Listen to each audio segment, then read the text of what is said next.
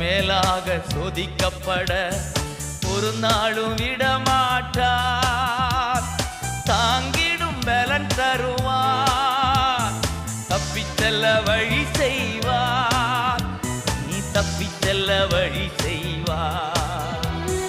கலங்கிடவே வேண்டாம், கலங்கிடவே வேண்டாம்.